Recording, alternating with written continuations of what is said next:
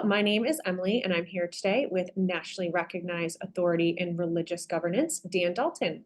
How are you today, Dan? I'm great, Emily. It's good to see you. Good to see you too.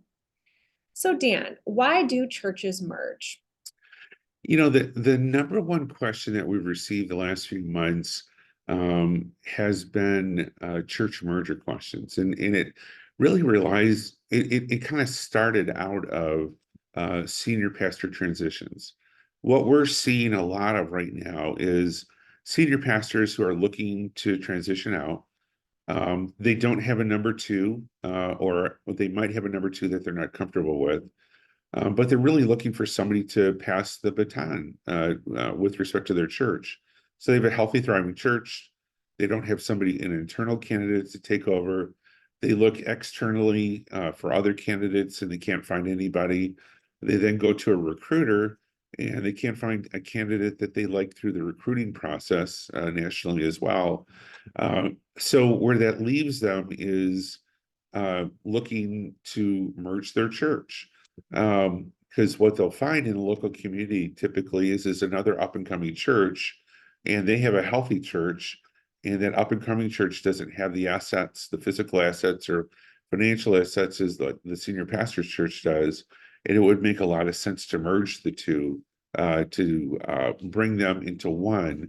And we see a lot of people thinking through the questions of what does that look like? How would that work? How would the governance structure work? Who would actually run the church? Things along those lines. That's really the big issue we see today. So, when should a church merge? Well, there's different really timelines that a church should think about merging. And let me start with the worst one, and we'll go to the best case scenario. The worst case scenario is if you have two sick churches. If you have two churches that have very few members, or the members are older, or they're not giving, or the property's in an area of town that's no longer thriving, and both churches are really comparable to that, merging churches is not going to fix the problem. You'll get a temporary fix. You'll get a temporary fix of, one of the pastors taking over. You might get some of the members coming over as well. You might be able to sell one property to keep the other property going for a while. But long term, what you're going to end up with is really, instead of two sick churches, one sick church that needs somebody to come in and needs attenders to come in to really take over. That's really the unsuccessful way of thinking about things. The second type of church is kind of like the lukewarm type church, which is a church that is kind of struggling. One church is kind of struggling, and then the other church is very healthy. And the struggling church either approaches the healthy church, or the healthy church approaches the struggling church to take over and help them out. Those mergers work about half the time, maybe a little bit more than that. And really what it is just essentially, it's not a merger, it's just a takeover at that point in time, where you have to install new systems and in the whole 9 yards to get things going. And the hope is that you restart that new church as a branch of, or a satellite of the healthy church. And it doesn't happen all the time. It does. We are seeing more success of that. We just finished one here in Ann Arbor, Michigan, with that as well. So it might work. It depends a lot about are these attenders who are kind of dwindling down in the sick church, will they stay? And will you be able to shift some people over from the healthy church to the acquired church, so that church can kind of get some momentum and move forward? But the biggest one that we see working is in when churches should merge is really that situation where you have two healthy churches.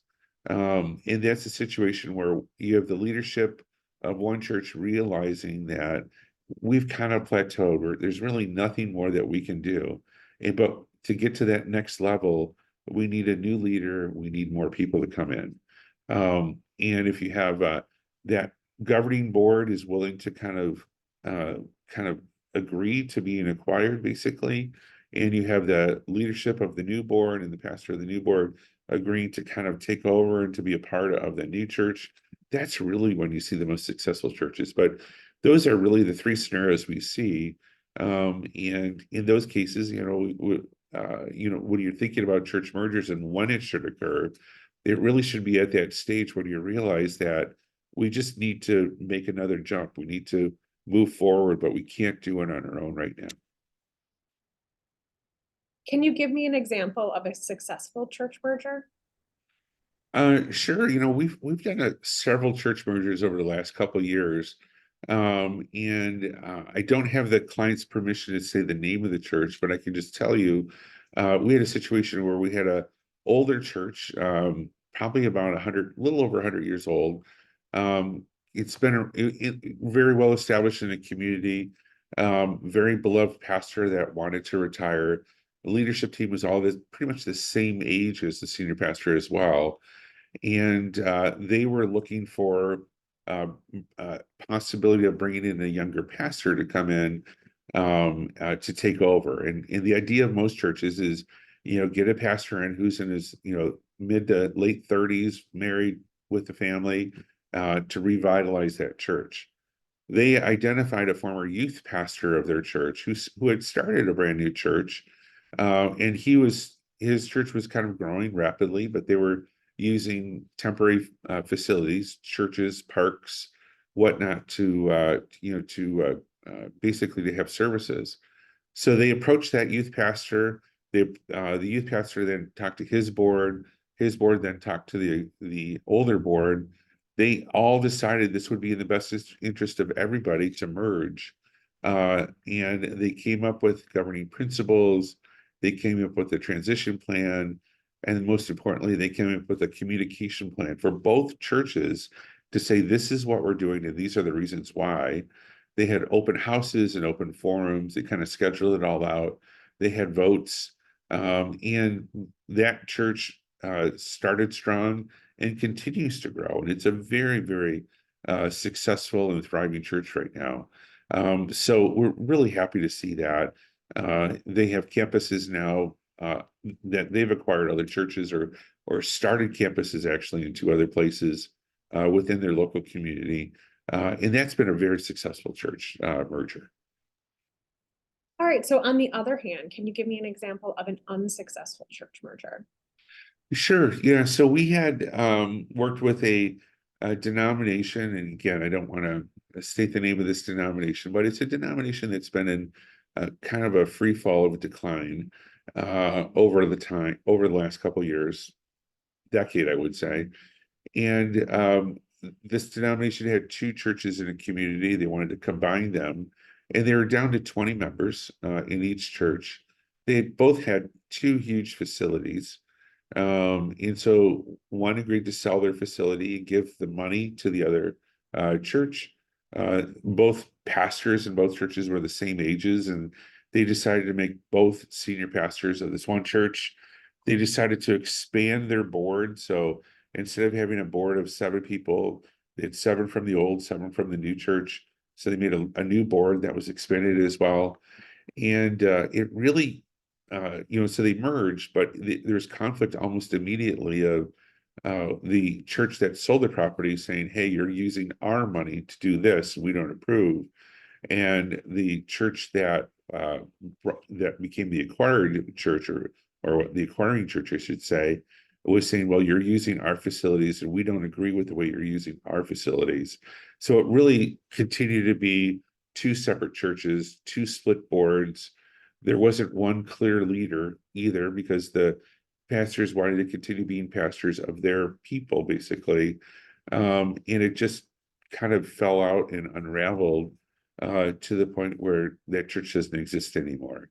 And again, it was trying to be, I think, very democratic and very thoughtful of everybody's feelings, but without one clear board, without one clear leader, without one set of principles that everybody agreed to from a governance standpoint, it really was bound to fail, and it did fail within about 5 years. So Dan, if a church is thinking about a merger, what are 3 things they should consider? Right. So they should really kind of think of first, are they going to be the acquiring party or are they going to be acquired?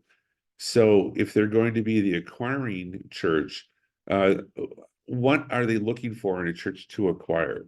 Are they looking for a property? Are they looking for individuals? Are they looking for, leaders, whatever? What exactly are they acquiring? If they're going to be acquired, are they of the mindset, and have they agreed that we're just willing to let this go? The property, the governance, the leadership, the pastor, are we really comfortable with that point of letting go? And that's really the number one thing that churches should look for. The second thing is who's going to lead this church? And once you kind of figure out, are you acquiring or being acquired, you should identify who's going to lead it. Now, there may be someone in the church to be acquired that might be a better leader than the acquiring pastoral leader, or the executive pastor, or deacons or elders or whatever, or leaders or whatever. So really kind of clearly identify who the leader is going to be in this matter to lead you through the merger process, to get through that initial year or two of the bumps and bruises of merging. And then the third thing is have a clear communication plan. That is, come up with a timeline, come up with a plan of these are the things we're going to do. This is how we're going to talk to our staff. This is what we're going to say to our leaders. This is what we're going to say to our congregation. This is what we're going to say to the community as a whole as to why we're merging, and use that communication plan consistently throughout the process. There's going to be changes here and there, but the whole idea of the messaging that you're doing, have a clear and distinct message of how you're going to merge and how the process is going to work, and keeping your affinity groups, your congregation, your leaders, your staff, everybody involved, the community involved, so they know this is what we're doing and this is why. And from that, I think you'll have a really good opportunity for success. And we've seen that in the past, and we really do see that as the best way forward in these matters. Thank you for your insight, Dan. If your church is interested in hiring our firm, please reach out to our office at 313-859-6000 or email us today. Thank you.